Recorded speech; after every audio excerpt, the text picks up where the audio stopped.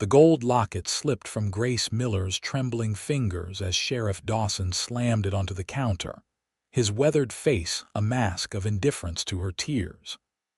"This'll cover half what your pa owes, girl. Come back with the rest by week's end or I'll have no choice but to take the farm too." Arizona Territory, 1881, was unforgiving to a woman alone, and as Grace stumbled into the blazing summer heat of Oatman, she realized she had just lost the only thing connecting her to her mother, the only possession she truly called her own. Samuel Matthews observed the scene from across the dusty street, his hand instinctively touching the brim of his Stetson as the young woman emerged from the sheriff's office. He had ridden into Oatman just 3 days prior, seeking nothing more than work and perhaps a moment's peace from the memories that chased him across the frontier. What he found instead was a town choking on its own greed as the nearby mines stripped the earth, and the men who owned them stripped the souls of those desperate enough to remain. Grace wiped her tears with the back of her hand, refusing to show weakness in public even as her heart shattered. The locket had been her mother's final gift before consumption claimed her 2 winters past. Inside was a small portrait of her parents on their wedding day, painted by a traveling artist who'd passed through when Grace was just a child. The gold itself wasn't worth much, certainly not what Sheriff Dawson claimed, but to Grace, it was priceless. "Miss, are you all right?" Samuel's voice startled her, deep and unexpectedly gentle. Grace looked up, momentarily lost in the startling blue of the stranger's eyes. "I'm fine, thank you," she replied stiffly, her pride refusing to acknowledge the devastation she felt. Samuel nodded, respecting her reserve. "Name's Samuel Matthews. Just rode in looking for honest work." "Grace Miller," she responded automatically, years of proper upbringing overriding her distress. "If it's work you seek, you do better in Prescott or even Tucson. Oatman has little to offer these days except broken promises and mining claims not worth the paper they're written on." Samuel's gaze drifted to the sheriff's office. He'd witnessed enough to piece together what had happened. "Sometimes a man has to make his own opportunities," he said cryptically. "Good day, Miss Miller." Before Grace could respond, he touched his hat once more and crossed toward the saloon, his spurs jingling with each determined step. Grace watched him go, wondering briefly about the shadows she'd glimpsed behind his eyes before remembering her own troubles. Her father had died 6 months ago, leaving debts she hadn't known existed. The small ranch they'd struggled to maintain now teetered on the brink of foreclosure. With the locket gone, she had exactly 4 days to come up with money she didn't have, or she would lose everything. Inside the Silver Dollar Saloon, Samuel ordered whiskey and listened. In his experience, saloons were the beating heart of any frontier town, pumping gossip and secrets through its veins like blood. He didn't have to wait long. "Dawson's finally getting his hands on the Miller place," a grizzled miner declared to no one in particular. "Been after that land since old Miller first staked his claim. Water rights alone are worth triple what he's calling the debt." "Ain't right," another man muttered. "That girl's been working herself to the bone. Took in washing, mending, even tried selling those fancy preserves her ma used to make. When did right ever matter in Oatman?" The first man laughed bitterly. "Sheriff's been in Whitcomb's pocket since the mine started paying. Why do you think he's still wearing that badge when there ain't been a proper election in 3 years?" Samuel sipped his whiskey, pieces falling into place. He'd seen corrupt lawmen before, had even worn a badge himself once, before the war and all that came after. The familiar taste of injustice was as bitter as the rot gut burning down his throat. He laid a coin on the bar and stepped back into the blazing afternoon sun. Something inside him had awakened, something he thought long dead after the horrors of Shiloh, and the years of drifting that followed. Without quite knowing why, Samuel found himself heading toward the sheriff's office. Grace returned to the small ranch 2 miles outside town, her shoulders aching from tension and grief. The modest house her father had built with his own hands stood weathered but proud against the backdrop of red rock formations and scrubby junipers. Her mother's vegetable garden, which Grace had maintained religiously since her passing, offered splashes of green against the relentless brown of the desert. Miss Grace, Amos, the elderly former slave who had worked alongside her father for 15 years, emerged from the barn. "You look troubled, child." Grace fought back fresh tears. Amos had refused to leave when she could no longer pay his wages. "He's taken Mama's locket," Amos says. "It only covers half what Pa owed." Amos's deeply lined face hardened. "That ain't right and it ain't true. Your daddy settled with Whitcomb before he passed. I was there when they shook on it. It's Sheriff Dawson claiming the debt now. Says Pa borrowed against the property." Grace sank onto the porch steps, exhaustion claiming her. 4 days to come up with the rest or we lose everything." Amos sat beside her, his joints creaking in protest. "The Lord provides, Miss Grace. He ain't brought us this far to forsake us now." Grace wished she shared his faith. At 22, she had already endured more loss than seemed fair: her brother to a mining accident 3 years ago, her mother to illness, her father to a heart that simply gave out. Now the home that held all their memories hung by a thread so thin she could barely see it.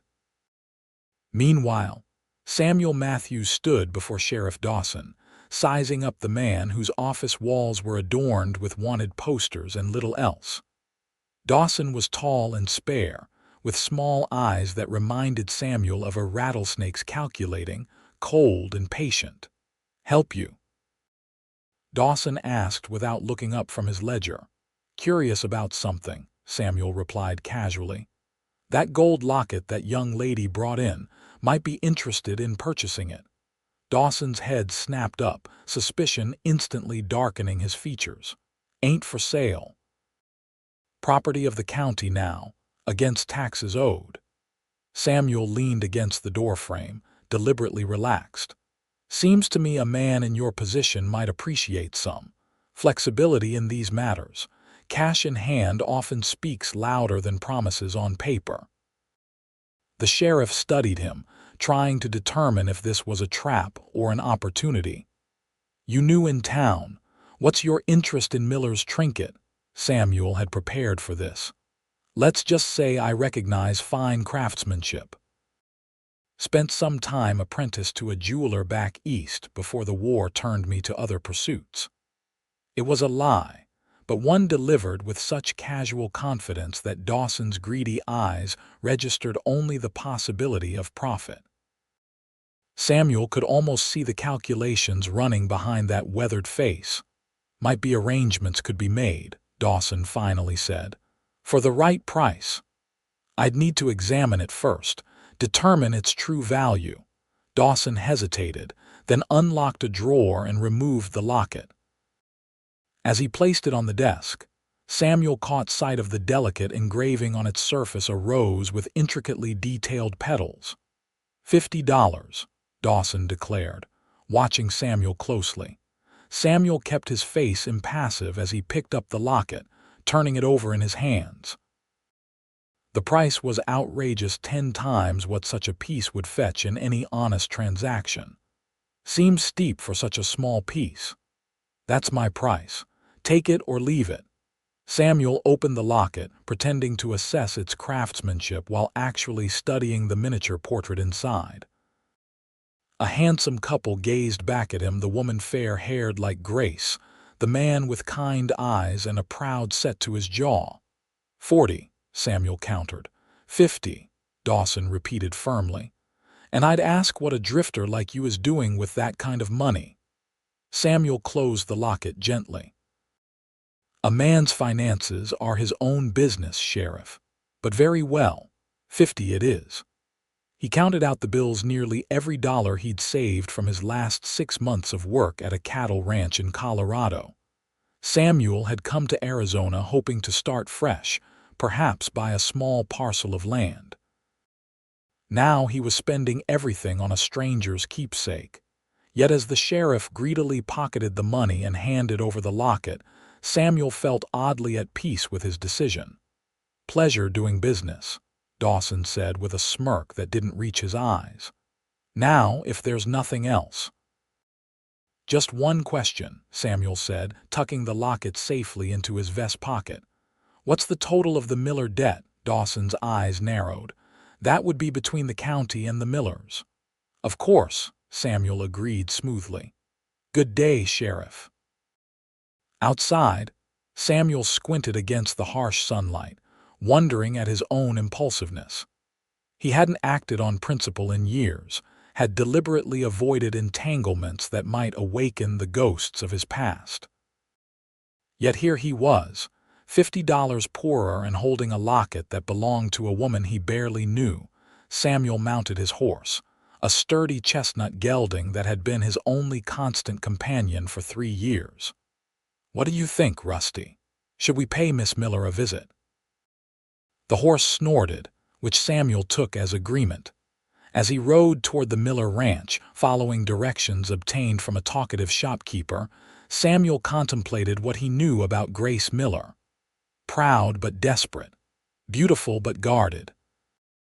Alone in a world that showed little mercy to women without protection. He'd seen too many like her during his travels: widows, orphans, women abandoned to fate's cruelty.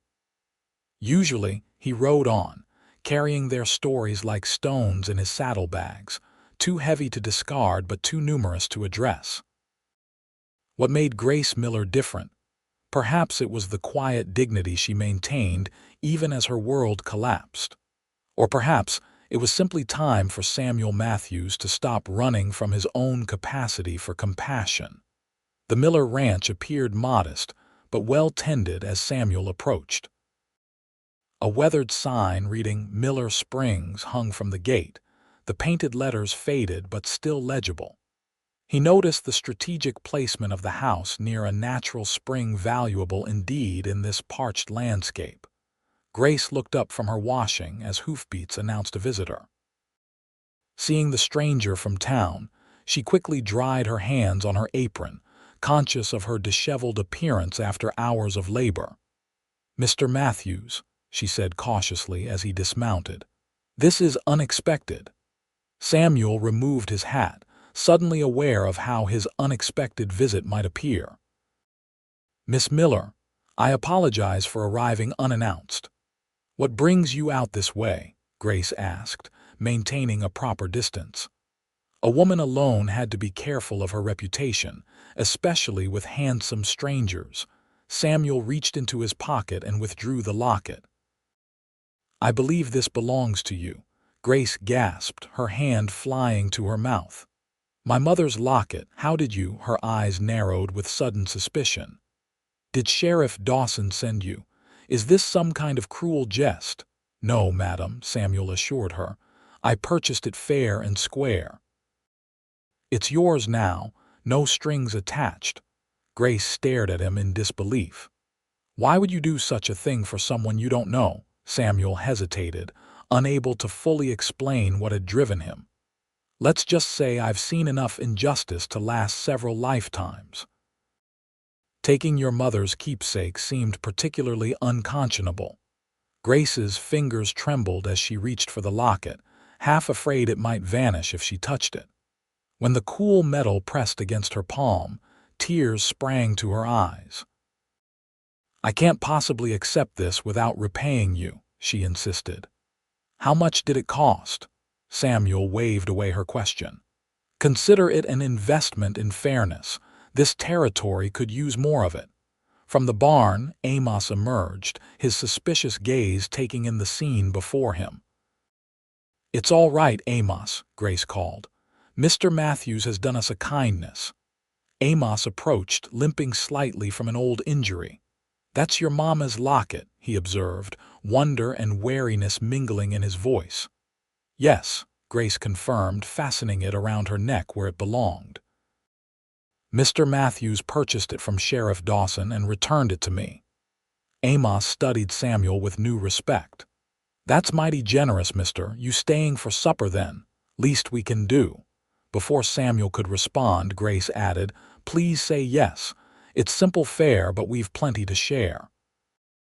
The invitation surprised Samuel, who had grown accustomed to solitary meals beside campfires. I wouldn't want to impose. It's not an imposition, Grace insisted. It's gratitude. And so Samuel found himself seated at the miller's weathered oak table as the sun began its descent, casting long shadows through the windows. The meal was indeed simple beans, cornbread, and wild greens that Grace had gathered from the creek bed, but prepared with care that elevated it beyond mere sustenance. As they ate, Grace gradually revealed more about her situation. Her father, James Miller, had discovered the spring when prospecting 15 years earlier.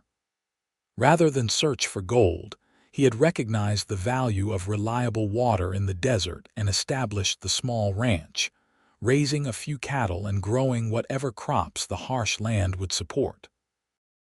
Pa always said we were richer than any miner, Grace explained, because our wealth renewed itself with every rainfall. Wise man, Samuel commented. He was, Grace agreed, her voice softening with memory. After Mama died, something in him changed. He became forgetful, distracted. I didn't realize he'd neglected the property taxes until after he passed. Except he didn't, Amos interjected firmly.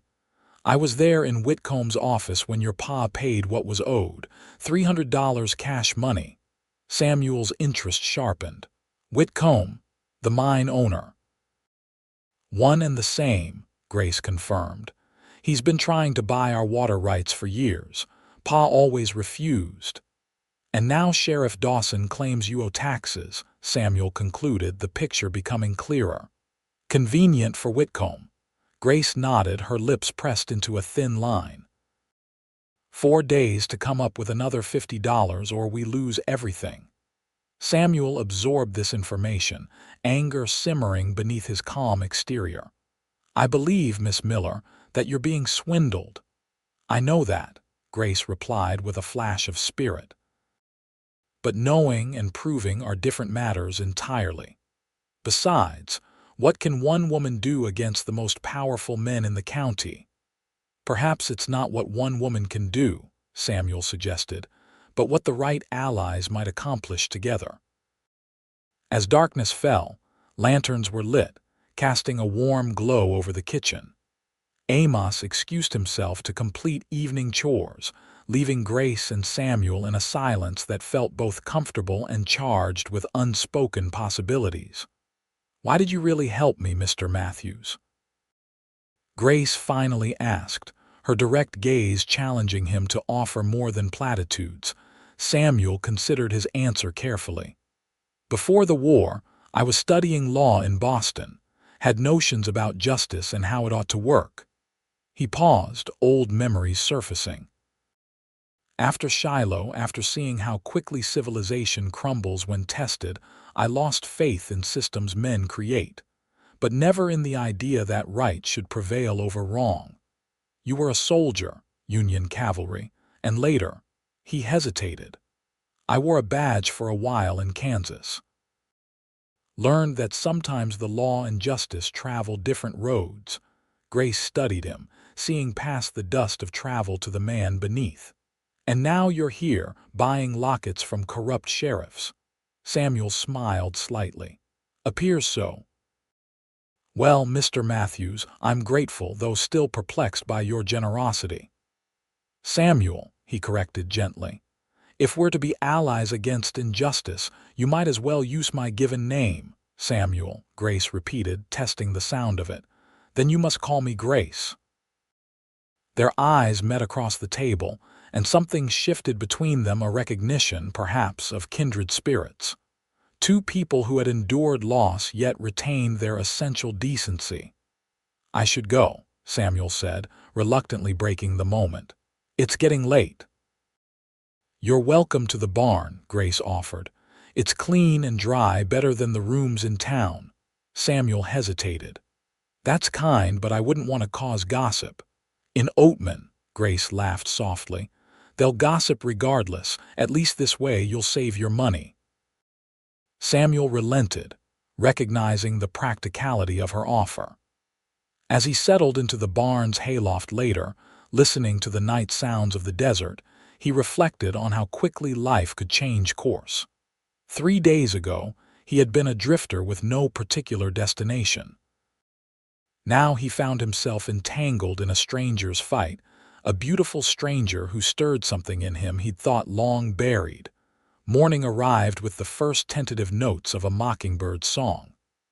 Samuel woke to find Amos already at work, milking the family's single cow. "Sleep well?" the older man inquired. "Better than I have in months," Samuel admitted, stretching away the stiffness of travel. Amos nodded thoughtfully. "Miss Grace is making breakfast, says she wants to hear your ideas about our predicament." The kitchen smelled of coffee and biscuits when Samuel entered after washing at the pump. Grace stood at the stove, her hair neatly braided and her mother's locket visible at her throat. She looked up with a smile that transformed her entire face, revealing a dimple in her left cheek that Samuel hadn't noticed before. "I hope you're hungry," she said. "I find strategic discussions require sustenance." Over breakfast, Samuel outlined his thoughts. "First, we need proof that your father paid the taxes. If Whitcomb has records, he'll never admit it," Grace interrupted. "Not when he's so close to getting what he wants." "Perhaps not willingly," Samuel agreed. "But every man keeps records, especially businessmen. The question is where." Amos cleared his throat. "Whitcomb has an office behind the assay office, keeps a safe there from what I hear." Samuel nodded slowly. "We need to see those records." "You're suggesting breaking in?" Grace asked, alarmed. "I'm suggesting that recovering evidence of theft isn't stealing, it's reclamation," Samuel corrected. "But first, let's try something less dramatic. Does Whitcomb have any employees who might be sympathetic?" Grace considered this. "Thomas Jenkins works as his clerk. He courted my friend Susanna before she moved to Prescott. He always seemed decent enough." "Then we start with Thomas," Samuel decided. "Sometimes all it takes is one person willing to do what's right." Their conversation was interrupted by the sound of approaching horses. Grace moved to the window, her expression darkening. "It's Sheriff Dawson," she said grimly. "And he's not alone." Samuel rose, instinctively checking that his revolver was accessible beneath his coat. "How many?" "3 riders. One looks like Harold Whitcomb himself." Samuel nodded, processing this development.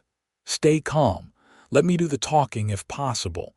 Grace squared her shoulders. "This is my home, Samuel. I'll not be cowed in it." The determination in her voice stirred his admiration even as it concerned him.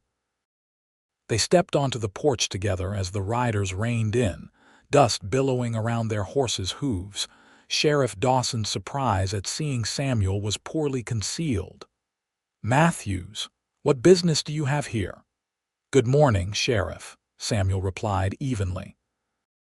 "Just offering neighborly assistance to Miss Miller." The man beside Dawson, expensively dressed, despite the dust of travel, surveyed the property with naked avarice. "You must be the drifter Dawson mentioned," he said dismissively. "I'm Harold Whitcomb. This situation doesn't concern you." "Any situation involving false claims and theft concerns me," Samuel responded, his tone pleasant but his meaning clear. Whitcomb's face flushed with anger. "Careful with your accusations, stranger. They could prove costly." Grace stepped forward. "What do you want, Mr. Whitcomb?" "You're trespassing on private property." "Not for much longer," Whitcomb replied smugly. "Sheriff Dawson informs me you've paid only half your debt. I've come to offer a solution that benefits everyone." "How generous," Grace said coldly. Whitcomb produced a document from his coat. "I'm prepared to forgive the remaining debt in exchange for the water rights to Miller Springs. You'd retain the house and 5 acres more than enough for a woman alone." Grace's hands clenched at her sides. "The water rights are not for sale, and I'm not alone." Amos moved to stand beside her, his aged frame still imposing. Samuel positioned himself subtly between Grace and the mounted men, his stance casual but alert. "3 days, Miss Miller," Sheriff Dawson reminded her. "Then we return with foreclosure papers." "And when we do," Whitcomb added, "my offer expires. Think carefully about your limited options." With that thinly veiled threat hanging in the air, the men wheeled their horses around and rode away. Grace waited until they were out of sight before releasing a shaky breath. "That man is determined to have our spring," she said quietly.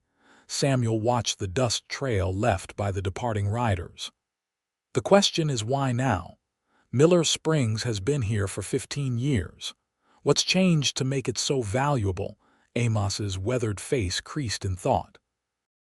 "Rumors in town say the mine's running dry. They've been digging deeper, but water's becoming scarce down there.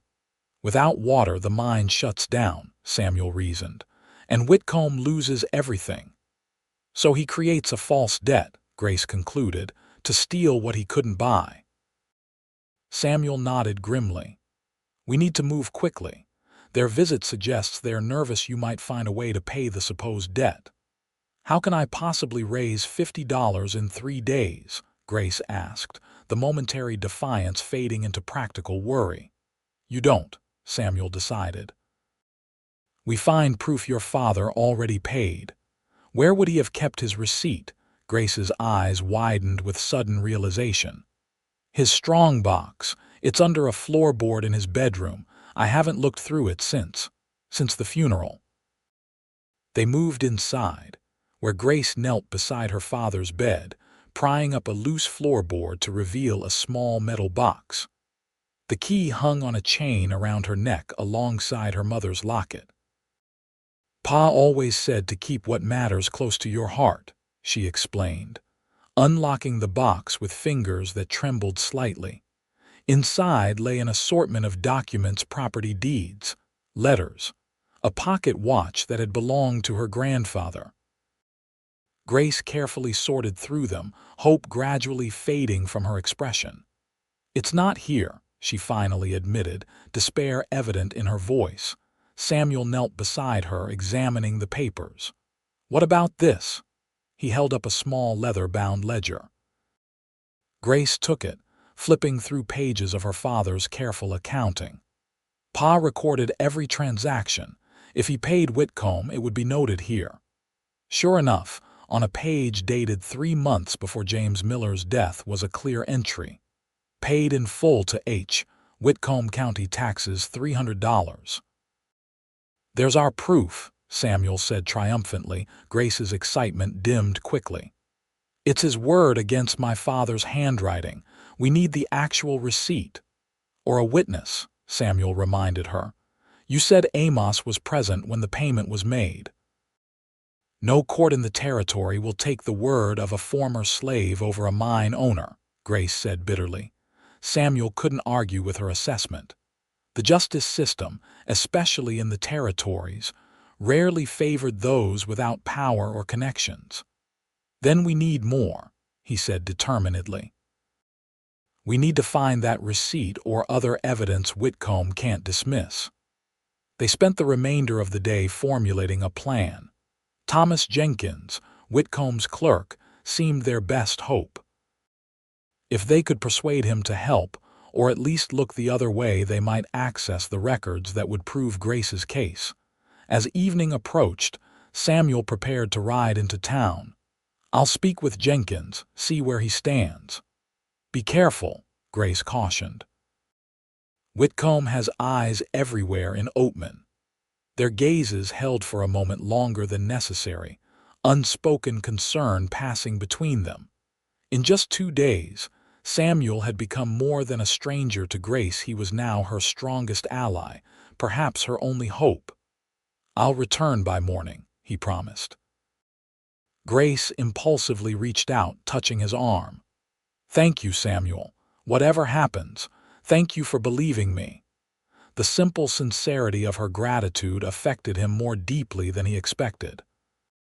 Samuel covered her hand with his own, allowing himself a moment of connection before duty called him away. "Keep your doors locked," he instructed as he mounted Rusty. "Whitcomb strikes me as a man accustomed to taking what he wants."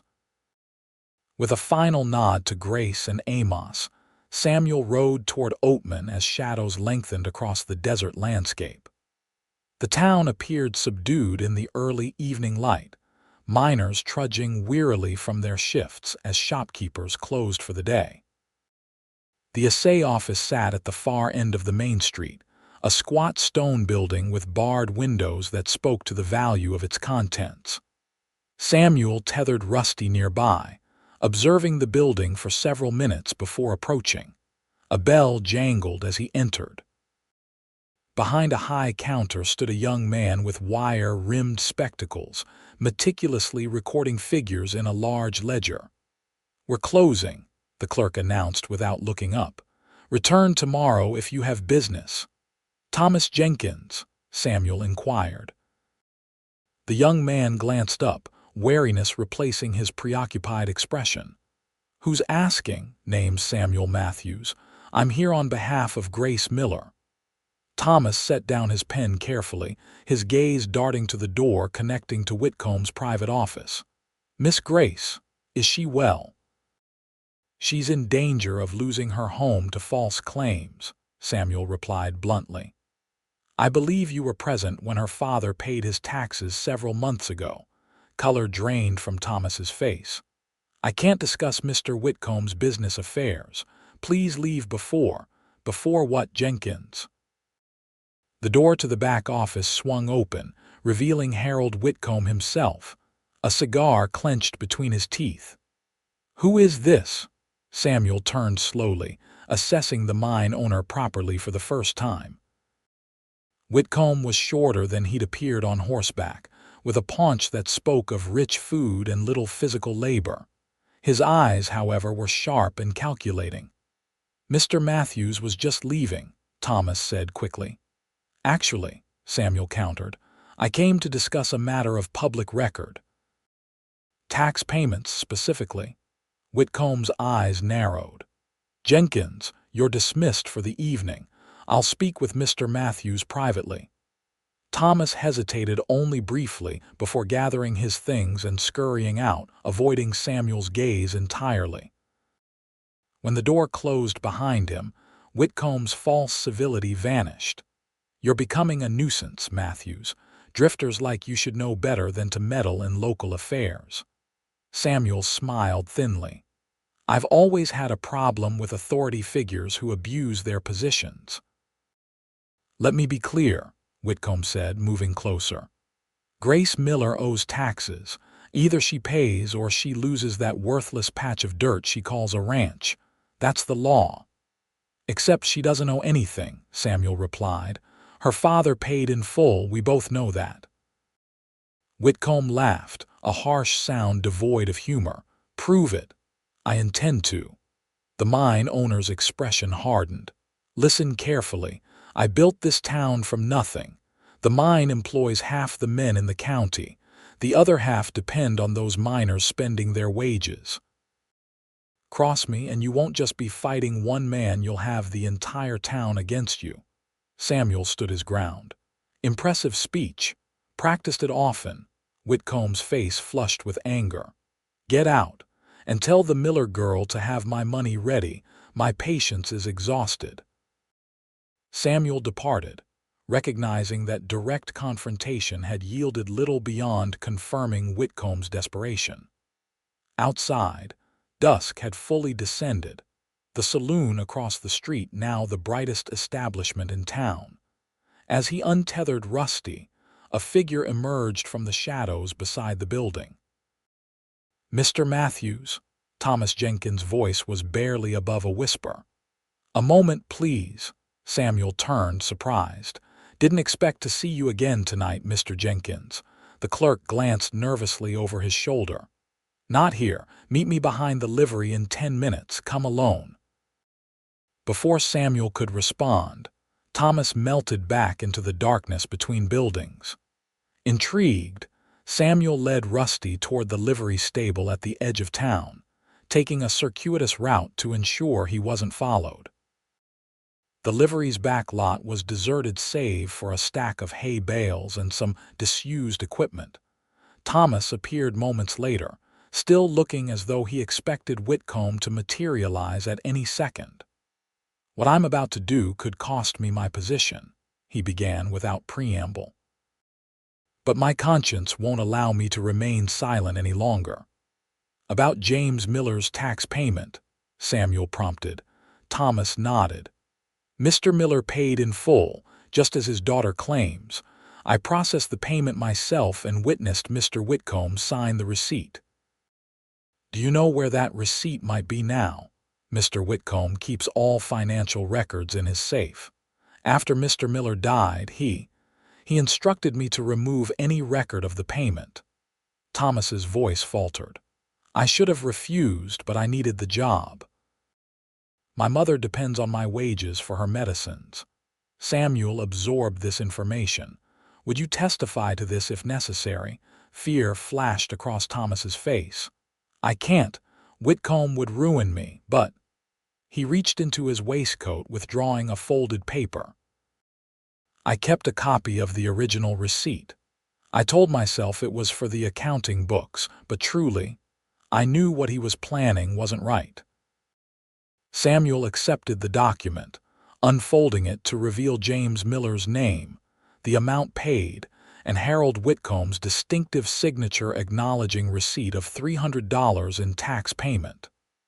"This could save the Miller ranch," Samuel said quietly. Thomas nodded. "Use it well. And please don't reveal your source." "You have my word," Samuel promised. "Your courage won't be forgotten." With a final nervous glance around, Thomas hurried away, leaving Samuel with the evidence they needed and a growing respect for the unexpected allies that justice sometimes found.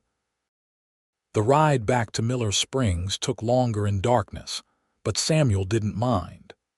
The night air carried the scent of sage and distant rain, and the stars spread across the velvet sky like scattered diamonds. It gave him time to contemplate how quickly his life had changed direction. He had come to Arizona seeking anonymity, perhaps redemption through solitude.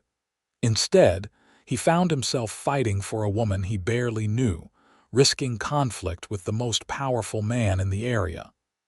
Yet Samuel felt more alive than he had in years.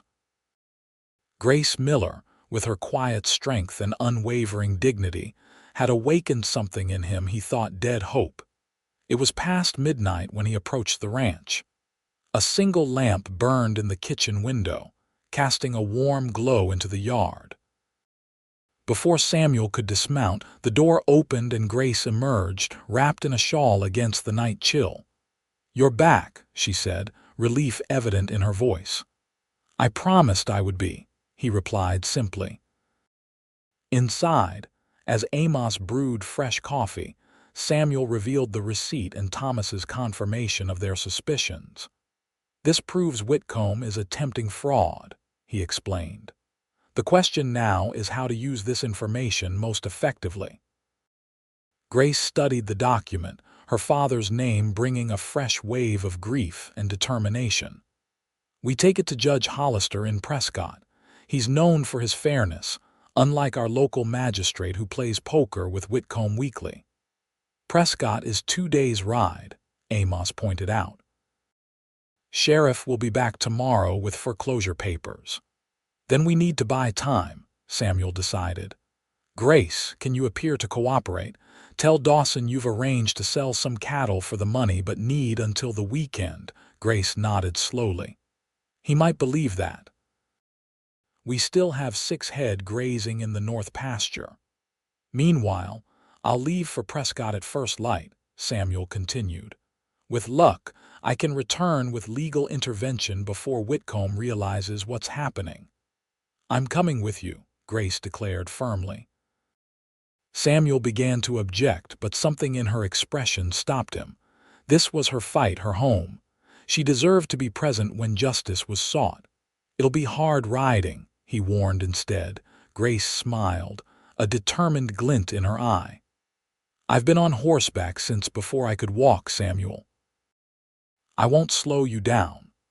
The decision made, they prepared for the journey ahead. Amos would remain to tend the ranch and misdirect any unwanted visitors. Grace packed provisions while Samuel tended to the horses, ensuring they were rested for the demanding trip ahead. In the pre-dawn darkness, as they made final preparations, Samuel found Grace standing beside her mother's garden, the locket clasped in her hand as if drawing strength from it. "Second thoughts?" he asked softly. She shook her head, remembering why this matters. "It's not just land or water rights.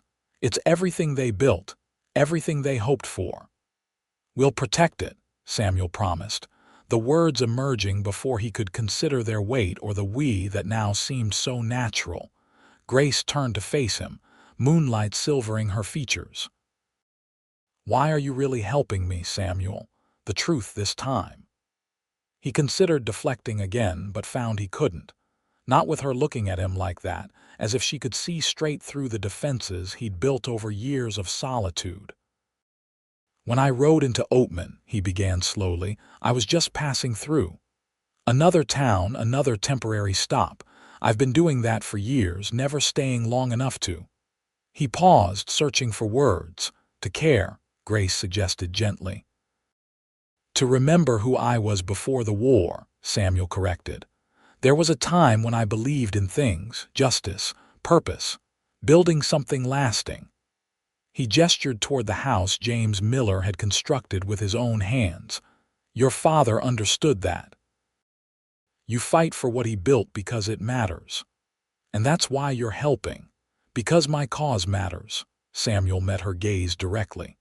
"I'm helping because when I saw you in town that day, something woke up inside me, something I thought was gone for good." The confession hung between them, more revealing than he'd intended. Grace stepped closer, close enough that he could see the flecks of gold in her brown eyes. "I'm glad it wasn't gone for good," she whispered. For a suspended moment, Samuel thought she might touch him or he might reach for her. Instead, Amos's voice broke the spell, calling from the barn that the horses were ready. The journey to Prescott demanded their full attention once underway. They rode hard through the morning, stopping only briefly to rest the horses and eat the bread and jerky Grace had packed. The terrain grew more rugged as they left the desert flatlands, climbing into juniper-studded foothills where the air felt cooler and carried the scent of pine. They spoke little, conserving energy for the demanding ride, but the silence between them had changed, charged now with unspoken possibilities rather than caution. By late afternoon, storm clouds gathered on the western horizon. Samuel studied the darkening sky with concern. "We should find shelter before that hits," he advised. "Flash floods are common in these canyons." Grace nodded agreement, her face flushed from exertion and the mounting wind. "There's an old line shack about 2 miles ahead. The Prescott Trail passes right by it." The abandoned herder's cabin appeared just as the first heavy raindrops began to fall. It was small but sturdy, with a stone fireplace and enough dry wood stacked inside to last the night. Samuel tended to the horses while Grace cleared dust from the single table and bench inside. By the time Samuel entered, shaking rain from his hat, Grace had started a small fire that cast dancing shadows across the cabin's interior. "Looks like we made the right decision," he observed as thunder rumbled overhead. "That storm's settling in for the night." Grace nodded, unpacking their meager provisions. "At least we're dry, and we've made good time today. We should reach Prescott by tomorrow afternoon." They shared a simple meal, the close quarters of the cabin creating an unexpected intimacy. Outside, rain lashed against the single window, nature's percussion accompanying their quiet conversation.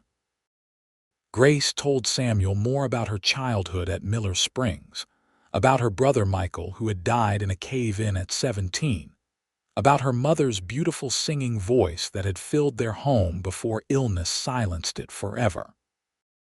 In return, Samuel shared pieces of his own past his childhood in Ohio, his brief time at law school, the horrors of Shiloh where he'd lost his best friend and much of his faith in humanity. After the war, he continued, warming to Grace's attentive gaze, I drifted west. Wore a badge in Hays City for a while, but the politics of law enforcement suited me even less than the politics of war. What were you searching for? Grace asked softly. Samuel considered the question, one he'd asked himself many times during lonely nights on the trail. Peace, maybe. Or purpose. Something to make sense of surviving when better men didn't. And have you found it? The fire crackled in the silence that followed, sparks ascending the chimney like ephemeral stars. I'm starting to think, Samuel finally answered, that purpose isn't something you find. It's something you build day by day, through the choices you make and the people you choose to stand beside. Their eyes met across the small space, understanding passing between them. In 3 days, they had forged a connection that transcended their brief acquaintance, a recognition of shared values, shared pain, and perhaps shared hope. As the evening deepened, practical matters demanded attention. The cabin offered only a narrow pallet against one wall, stuffed with straw that had seen better days. You take the bed, Samuel insisted. I'll make do by the fire. Grace's protest was interrupted by a massive thunderclap that shook the cabin's very foundation. She laughed nervously. I haven't been afraid of storms since childhood, but that was impressive. Nature reminding us who's really in charge, Samuel agreed with a smile. They settled into their respective sleeping areas, the fire's dying embers providing minimal light. Samuel had nearly drifted to sleep when Grace's voice emerged from the darkness. Samuel, do you ever think about settling down somewhere, finding a place to belong? The question stirred something profound within him. I used to think I wasn't meant for roots. That the war had taken that part of me. He paused, choosing his words carefully. Lately, I've been reconsidering. The soft sound of her breathing was his only answer, and Samuel wondered if she'd fallen asleep. But her next words, barely audible above the rain, confirmed she'd heard him. I'm glad. Morning brought clearing skies and renewed determination. They reached Prescott by mid-afternoon, the territorial capital bustling with activity compared to sleepy Oatman. The courthouse stood imposingly at the town center, its red brick facade speaking to the territory's growing prosperity and aspirations for statehood. Judge Hollister, fortunately, was in session. His clerk, initially reluctant to interrupt court proceedings, relented when Samuel mentioned potential land fraud involving Harold Whitcomb. The judge has been watching Whitcomb's operations with some concern, the clerk confided as he led them to a waiting area. You're not the first to bring complaints, though you may be the first with actual evidence. The courtroom gradually emptied as the day's cases concluded. Finally, the clerk ushered them into the judge's chambers, where Owen Hollister, a barrel-chested man with a shock of white hair and penetrating blue eyes, listened intently to their story. When Grace produced the receipt Thomas had provided, the judge examined it carefully before leaning back in his chair. This is extremely troubling, he pronounced. Tax fraud, false claims against property, abuse of sheriff's authority, these are serious matters. Miss Miller, do you have any idea why Whitcomb is so determined to acquire your land specifically? Grace shook her head. Only that our water rights are increasingly valuable as the mines dig deeper. Judge Hollister steepled his fingers thoughtfully. Perhaps. But Whitcomb could purchase water rights elsewhere if that were his only concern. He turned to his clerk. Bring me the territorial survey maps, particularly those marking the recent geological assessments. As they waited, the judge questioned Samuel about his background and involvement in the case. Samuel answered honestly, including his impulsive purchase of Grace's locket. An unusual first step in a legal battle, Hollister observed with the hint of a smile. It seemed important at the time, Samuel replied. Avoiding Grace's gaze, when the maps arrived, Hollister spread them across his desk, tracing boundaries with a practiced finger. Miller Springs sits here, he noted, at the confluence of two underground water sources, but more interestingly. His finger moved slightly east. Recent surveys indicate a potential gold deposit extending from Whitcomb's current mine directly under the Miller property. Grace gasped softly. Gold, on our land, under it, Hollister corrected. Mining law is complex, but essentially, whoever owns the surface rights has first claim to what lies beneath, unless previously established claims can prove continuous veins. So Whitcomb isn't after our water, Grace realized. He's after what might be under our feet. And rather than approach you honestly or file the proper claims, he's attempting to seize your property through fraud, the judge concluded grimly. That won't stand in my court. Hollister drafted orders immediately, an injunction against foreclosure proceedings, a summons for Harold Whitcomb and Sheriff Dawson to appear before him, and a formal investigation into the tax records of Oatman County.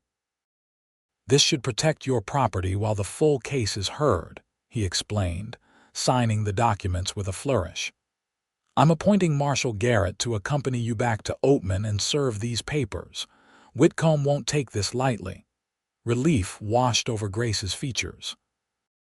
Thank you, Your Honor. My father always said justice would prevail if given the chance. Your father sounds like a wise man, Miss Miller, Hollister replied kindly. I only regret he isn't here to see his faith vindicated. They departed the courthouse with renewed hope. Marshal James Garrett, a weathered lawman with 20 years' experience enforcing federal authority in the territories, scheduled to join them for the return journey the following morning. That night, they secured rooms at a modest hotel near the courthouse. After weeks of uncertainty and days of intense activity, the promise of safety and resolution left Grace almost giddy with relief. We did it, she marveled as they shared dinner in the hotel's small dining room. I can hardly believe it. Samuel smiled at her enthusiasm. Judge Hollister seems determined to see justice done. That's rarer than it should be in these parts. What will you do after? Grace asked suddenly. When this is settled, the question caught Samuel off guard. He had been so focused on helping Grace secure her home that he hadn't considered his own path forward. I hadn't thought that far ahead, he admitted. Grace studied him across the table, lamplight highlighting the gold in her brown eyes. You could stay. Oatman might improve dramatically once Whitcomb's influence is checked. Staying in one place isn't something I've done much of lately. Perhaps you haven't found the right place, Grace suggested softly, or the right reason. The implication hung between them, neither quite ready to address it directly. Their connection had grown rapidly under extraordinary circumstances, but what might it become in quieter times? Before Samuel could formulate a response, Marshal Garrett entered the dining room, nodding a greeting as he approached their table. Just received a telegram from my deputy in Prescott Junction, he announced without preamble. Words reached Oatman about your visit to Judge Hollister. Whitcomb's apparently gathering men. Samuel's expression hardened. You think he'll resist the court's orders? Men like Whitcomb don't surrender power easily, Garrett replied grimly. We should leave at first light. The sooner we serve these papers and establish federal authority, the less likely things are to turn ugly. The marshal's warning cast a shadow over their earlier triumph. As Grace retired to her room, she paused in the hallway, her hand lightly touching Samuel's arm. Whatever happens tomorrow, she said quietly, I want you to know that my gratitude goes beyond words. You believed in me when no one else would. Samuel covered her hand with his own. You fought for what matters, Grace. I just helped clear the path. Their eyes held, the narrow hotel corridor suddenly intimate in the dim lamplight. Grace's gaze dropped briefly to his lips before she stepped back, a flush rising to her cheeks. Good night, Samuel, she whispered. Good night, Grace. He watched her disappear into her room, aware that something fundamental had shifted between them, something that demanded acknowledgement once the current crisis passed. Dawn broke clear and cool as they departed Prescott, Marshal Garrett leading their small procession with the authority of his office evident in his straight-backed posture. The return journey felt purposeful rather than desperate, though tension mounted as they approached familiar territory. They reached Miller Springs by late afternoon. Amos emerged from the barn at the sound of their approach, relief washing over his weathered features. Miss Grace. Mr. Samuel, you're back earlier than expected. With help, Grace confirmed, introducing Marshal Garrett. The judge issued an injunction against Whitcomb. We're safe, Amos. The old man's eyes glistened with unshed tears. The Lord does provide, he murmured. Has anyone been by the ranch? Samuel asked, scanning the surroundings with practiced vigilance. Sheriff Dawson came yesterday, Amos confirmed. Told him you'd gone to sell cattle for the tax money. He seemed satisfied enough, said he'd return tomorrow. Garrett dismounted, adjusting his badge so it caught the sunlight. Then we have the advantage of surprise. I'll need to serve these papers on both Dawson and Whitcomb as soon as possible.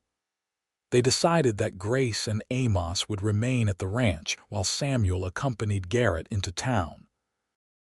As they prepared to leave, Samuel found a moment alone with Grace near the corral. Stay alert, he cautioned. Whitcomb may have men watching the roads. Grace nodded, her expression determined despite the worry in her eyes. Be careful, Samuel. Whitcomb won't surrender easily, especially now that we know about the gold. On impulse, she rose on tiptoe and pressed a soft kiss to his cheek. For luck, she whispered before stepping back, her cheeks flushed. The sensation of her lips lingered as Samuel rode beside Garrett toward Oatman. The marshal was a man of few words, but his occasional observations revealed a shrewd understanding of frontier justice. Men like Whitcomb, he noted as they neared town, believe themselves above the law because they've bought enough influence to make it true locally. They're always shocked when wider authority intervenes. The main street appeared unusually quiet as they entered Oatman. Several businesses had closed early, their windows shuttered. Outside the saloon, small groups of miners gathered, watching their approach with undisguised interest.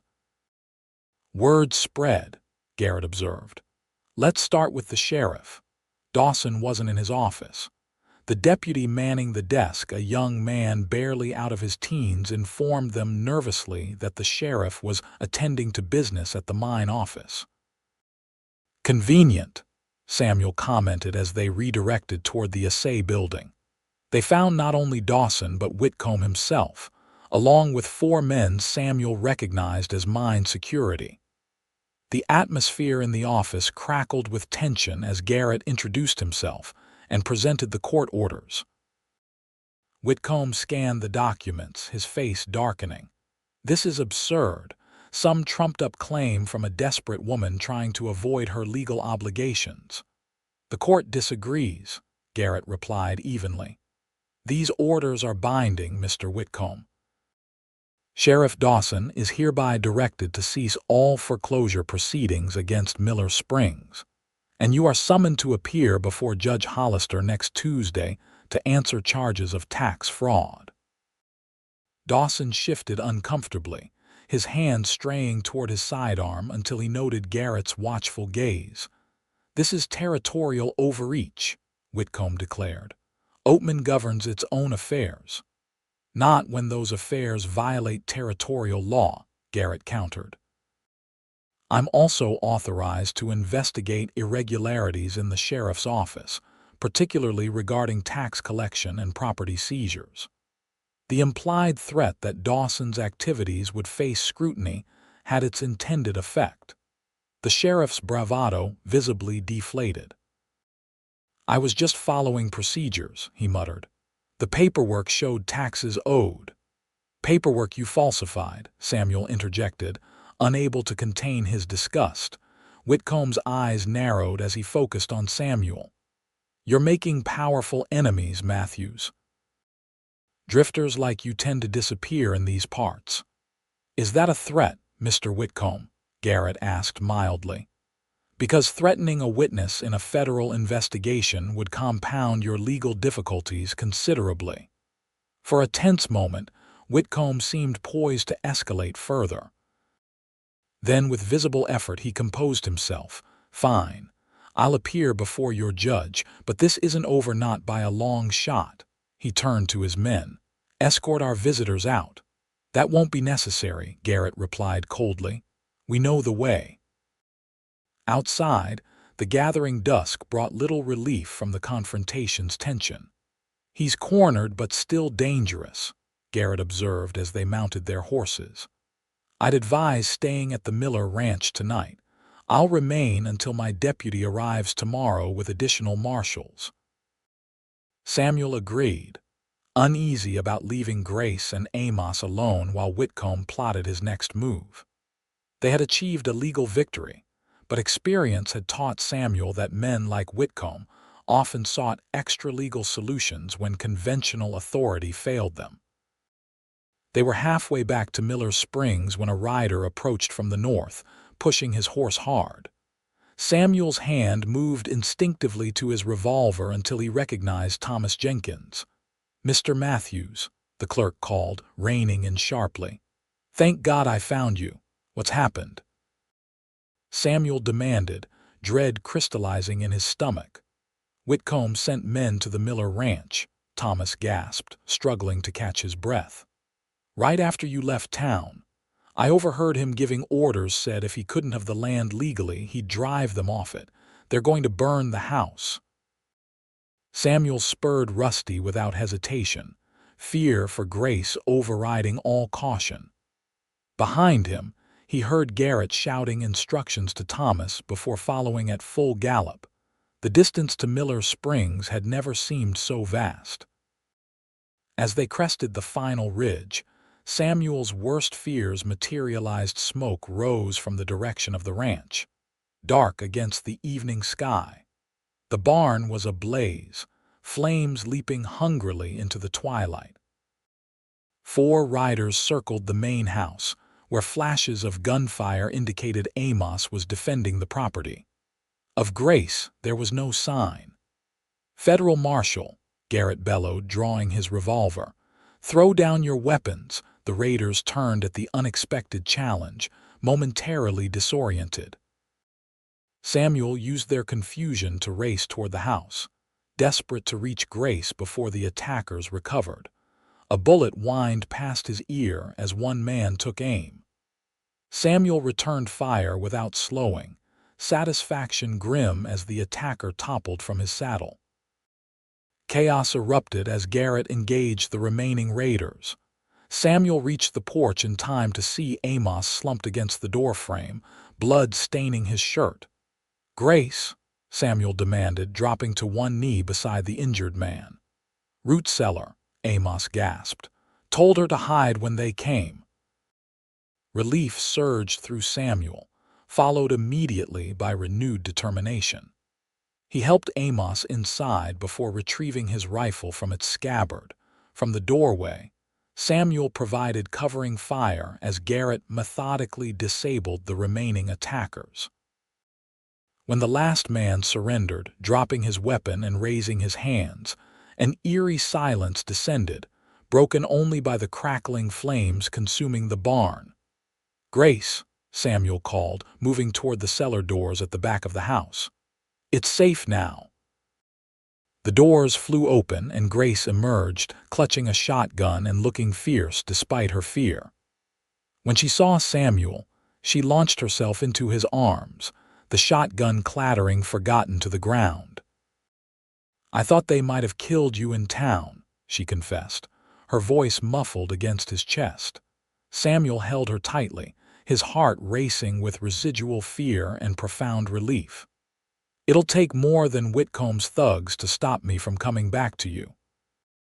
The words emerged unbidden but utterly truthful.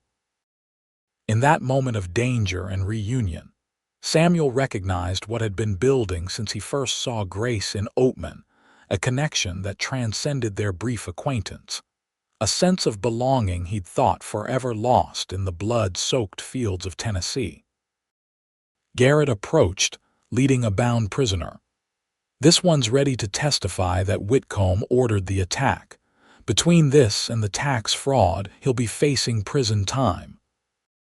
The immediate crisis resolved, they turned to practical matters, treating Amos's wound, a bullet graze that looked worse than it was, securing the prisoners for transport to Prescott, salvaging what they could from the barn before the fire consumed it entirely.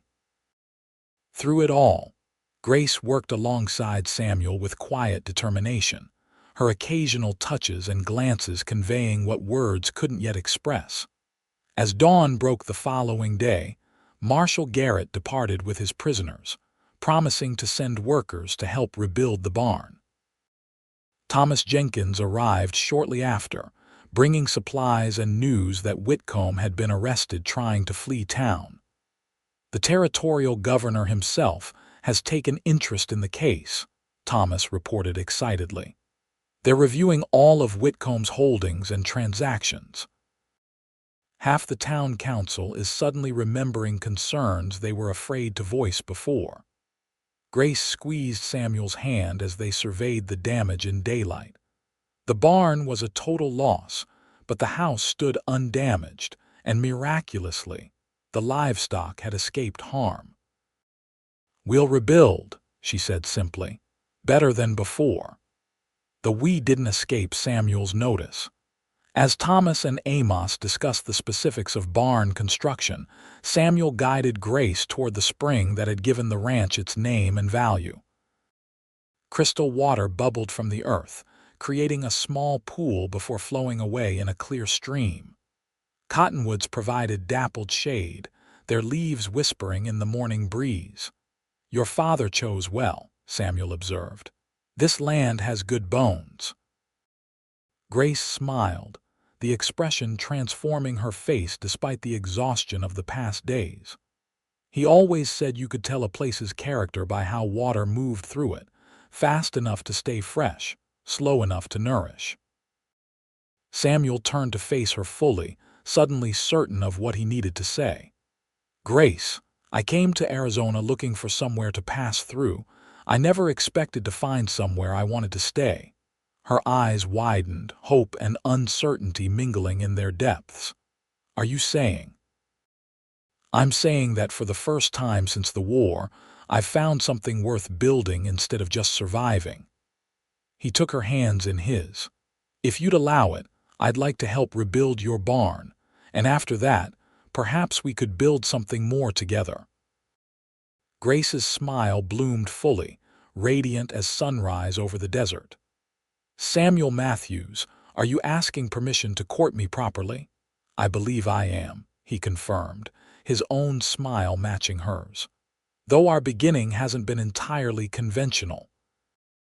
"Nothing worthwhile ever comes easily," Grace replied, stepping closer until barely a breath separated them. "And yes, I would very much like you to stay, for the barn raising and, whatever might follow. This time, when their lips met, it wasn't a fleeting kiss of gratitude or luck. It was a promise of partnership, of healing, of building something lasting together on land reclaimed from those who would steal it. The locket around Grace's neck caught the morning sunlight as Samuel drew her closer, the gold warm between them no longer her only possession, but a symbol of all they had fought to protect and all they might create together. The rebuilding of Miller Springs became something of a community event. As news spread of Whitcomb's arrest and the frauds he had perpetrated, many in Oatman found the courage to share their own stories of intimidation and manipulation. The territorial governor appointed a special prosecutor to investigate all of Whitcomb's dealings, and by summer's end, over a dozen officials had been removed from office. Samuel and Grace married that autumn, after the new barn was raised, and the first test drilling confirmed a modest gold deposit beneath the eastern portion of their property. Unlike Whitcomb, they chose to develop the resource slowly and sustainably, using the proceeds to improve the ranch and establish a small foundation to help others who had been victims of land fraud throughout the territory. Amos lived with them until his peaceful passing 5 years later, by which time Samuel and Grace had welcomed twin boys James and Michael, named for her father and brother. A daughter, Elizabeth, joined the family 2 years after, with her mother's dimple and her father's thoughtful blue eyes. On quiet evenings, when the children were asleep and the desert air cooled beneath a canopy of stars, Grace often wore her mother's locket as she and Samuel sat on the porch of their expanded home. Sometimes they spoke of the past, of how a simple act of kindness had changed both their lives irrevocably. More often, they discussed the future they were building, not just for themselves but for a territory evolving toward statehood. "You ever regret it?" Grace asked once, her head resting against Samuel's shoulder. "Stopping here instead of continuing your wandering?" Samuel considered the question, his arm tightening around her waist. "Not for a single moment. I spent years searching for something I couldn't name until I found it here with you." The gold locket caught the lamplight as Grace turned to kiss him, a small gleam against the greater treasure they had discovered in each other, a love born from courage and justice, tempered by adversity, and built to endure like the land that had brought them together.